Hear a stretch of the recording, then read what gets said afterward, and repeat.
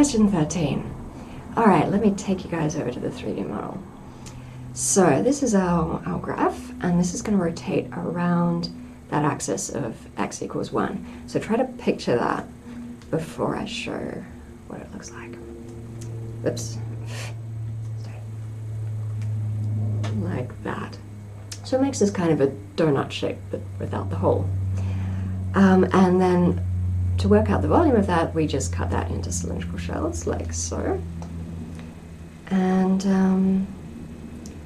let me rotate that a bit so you can sort of get a feel for the shape. And let's pull out one of those shells so we can take a look at its volume. So to work out the volume, you just imagine cutting that and folding it out so that it makes a rectangular prism like that. And then we can work out,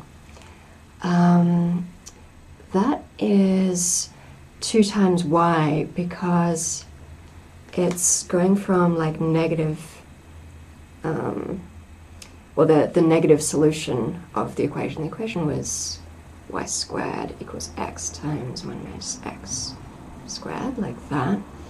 So that'll give you like y is plus or minus square root x, 1 minus x squared.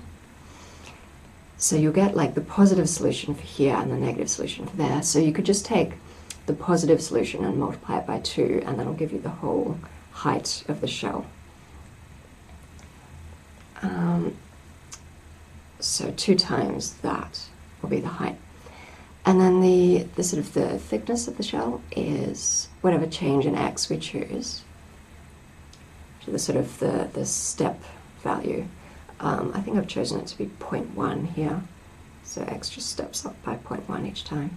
That's the thickness. And then this is the circumference of the shell. So 2 pi times the radius. Now the radius is the distance from the axis out to here. So this is at 1 and this is at x. So that's 1 minus x. And then the volume of the shell is just all of those multiplied together.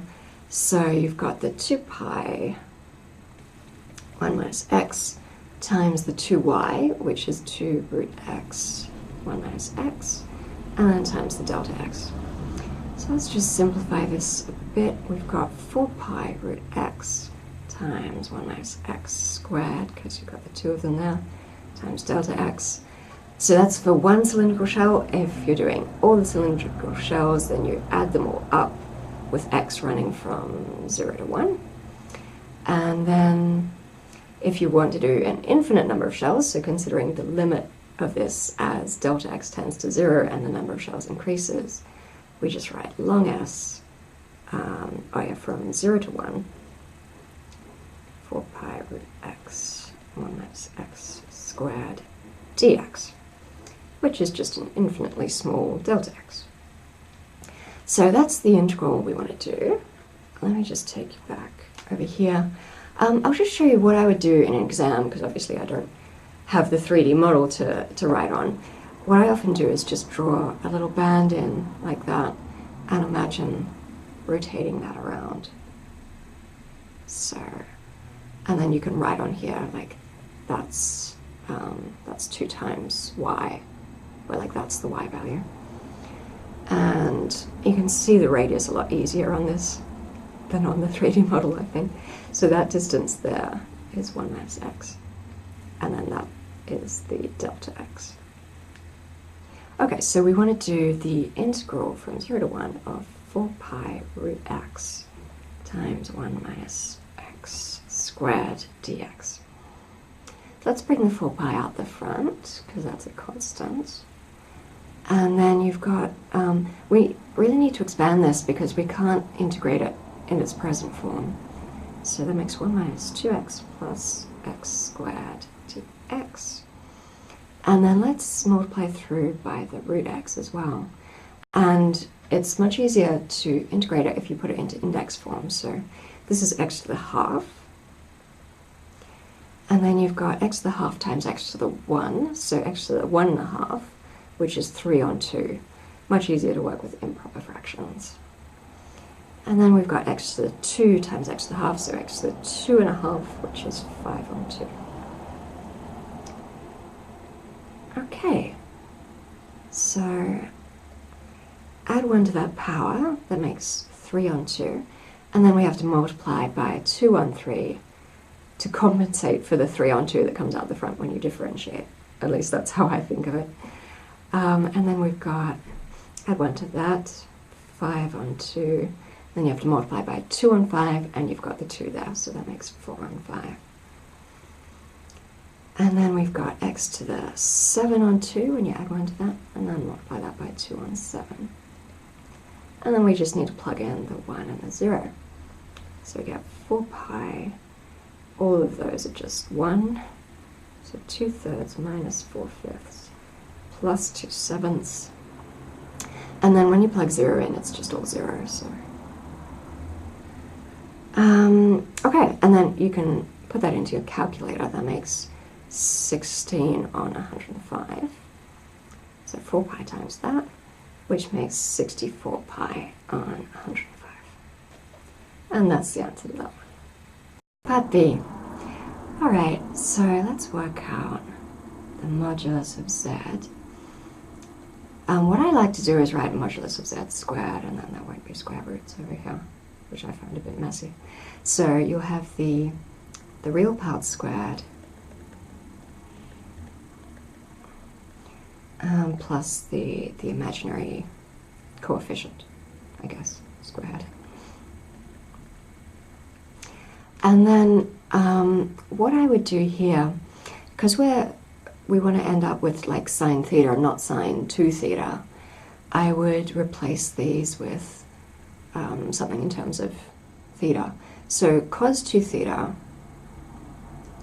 is 1 minus 2 sine squared theta, and sine 2 theta is 2 sine theta cos theta. So you can sub those in. If you've got 1 minus something, that actually just gives you the 2 sine squared theta. And then we've got 2 sine theta cos theta squared. So that makes 4 sine to the 4th. That was a weird one. 4 sine to the 4th theta plus 4 sine squared theta cos squared theta. And now let's actually replace the cos squared theta with 1 minus sine squared theta, because we don't want any causes in the answer. So we get 4 sine to the 4th theta plus 4 sine squared theta minus 4 sine to the 4th theta, and then those cancel. So you just get 4 sine squared theta, and then we can take the square root of both sides, and we get modulus of z is 2 sine theta. So that's it for part 1. For part 2, what you need to do is like the tan of the argument of z is the, like if you were talking about a normal vector, you'd have like the y coordinate and the x coordinate, and the tan of that would be y over x. If you're working with complex numbers, it's like, we don't really call it the y coordinate, we call it the imaginary component and the real component. But same sort of principle, where the tan of that angle is going to be the imaginary component, which was sine 2 theta. Sine 2 theta over, so 1 minus cos 2 theta. So let's simplify this. Again, we can replace that with 2 sine theta cos theta, and that was 2 sine squared theta. So that will cancel with that, and one of those sine thetas down the bottom will cancel with that one. So you just get cos theta over sine theta, which another way of saying that is cot theta, like the inverse of, well, not the inverse, the reciprocal of tan. And cot theta is also the tan of the complementary angle. That's actually why it's called the cotan, and why cosine is called cosine, because it's the sine of the complementary angle and so on. So tan of pi on 2 minus theta, and then because tan of argument of z is tan of that, you can just say argument of z equals pi on 2 minus theta. So that's it for that one. Part C. So let's have a look at the forces involved. We've got the normal force, the gravitational force, and then the tension, which you can break up into the x component and the y component of the tension. So let's have a look at some of the forces. So in the vertical, there's no vertical acceleration, so those forces have to balance each other out. So the mg, the gravitational force downwards, has to balance the normal force plus the tension that are pulling up. And in the x direction, you've got, well, there's just the force tx, and so that's going to give you an acceleration because that's not balanced by any other force.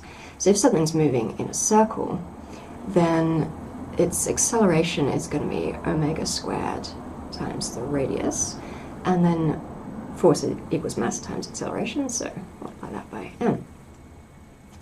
I guess, I don't know if you guys are taking physics as well, so maybe you don't think of it that way, maybe you just memorize, okay, it's always m omega squared r, I don't know.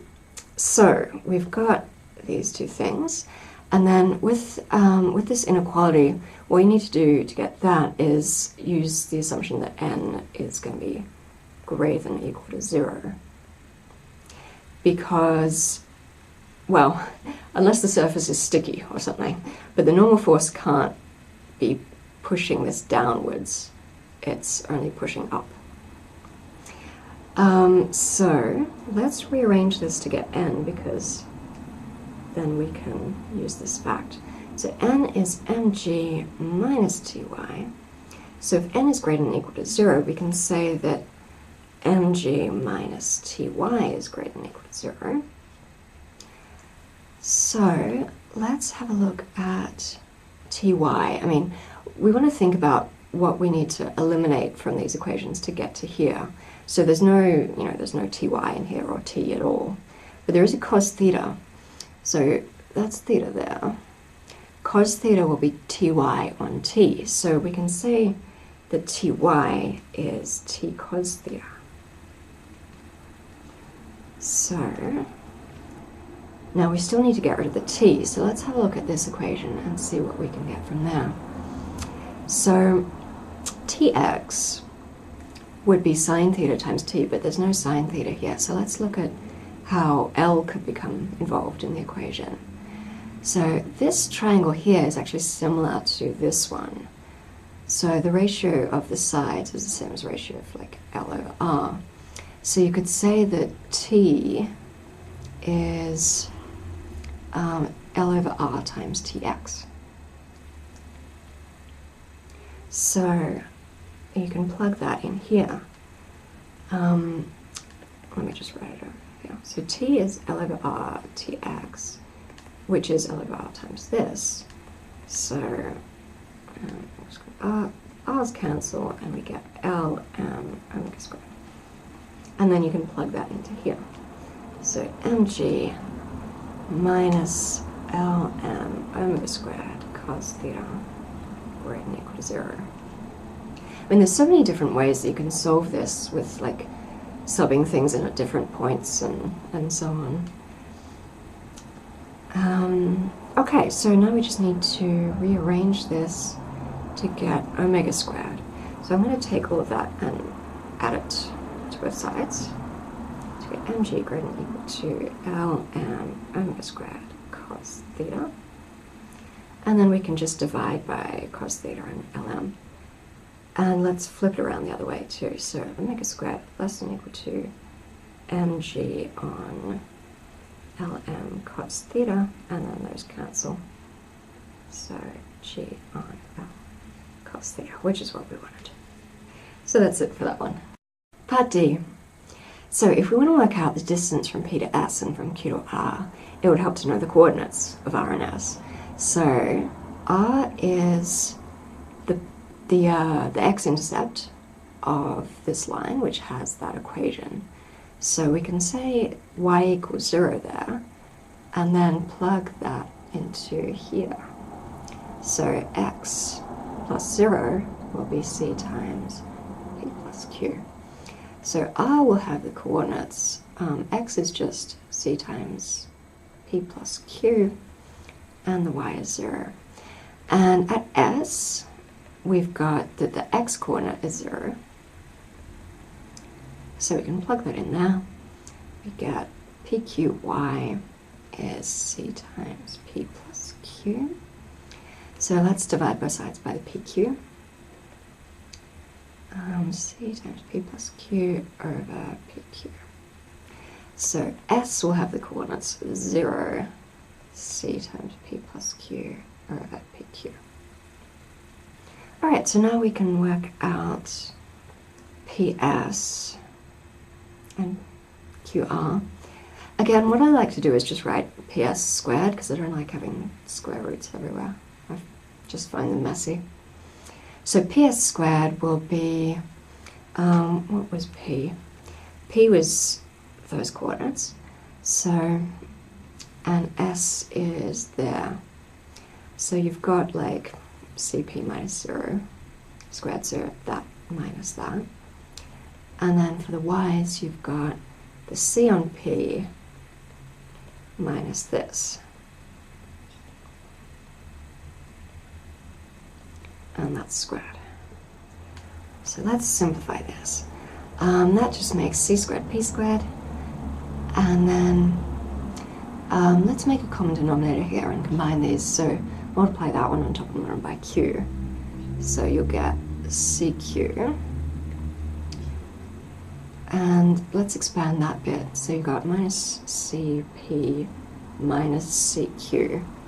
I know a lot of people, well, at least when they're starting out with algebra, they forget the minus there because they see plus. But yeah, we're subtracting that as well. And then that cancels with that. So, and then also that cancels with that. So you've got just like negative c on q squared. So the negative is going to disappear when we square it. So c squared p squared plus c squared on q squared. And then ps is the square root of that, because we had ps squared on the left there. Okay, so that's ps. Let's work out qr as well. So qr squared. Q was at CQ. So we've got CQ, and then R is there. CP plus Q squared plus the difference in the y coordinates, so C on Q minus 0.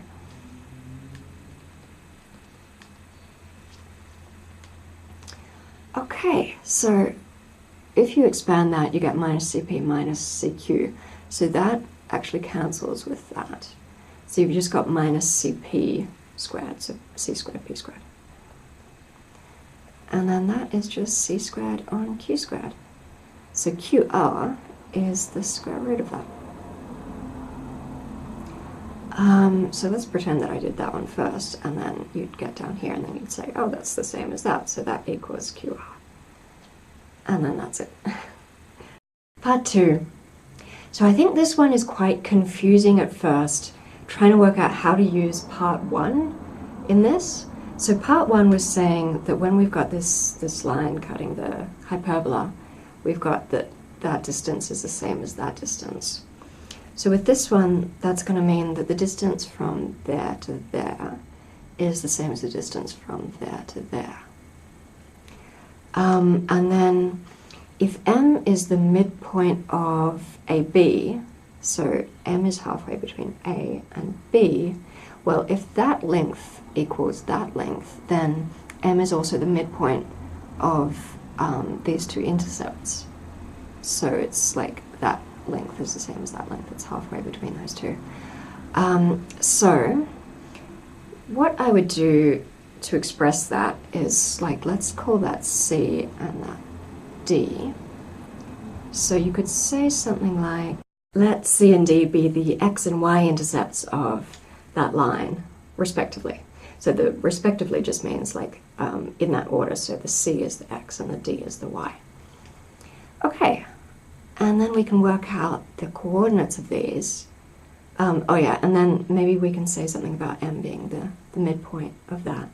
So you could say from part 1, AC equals BD, so those are the same.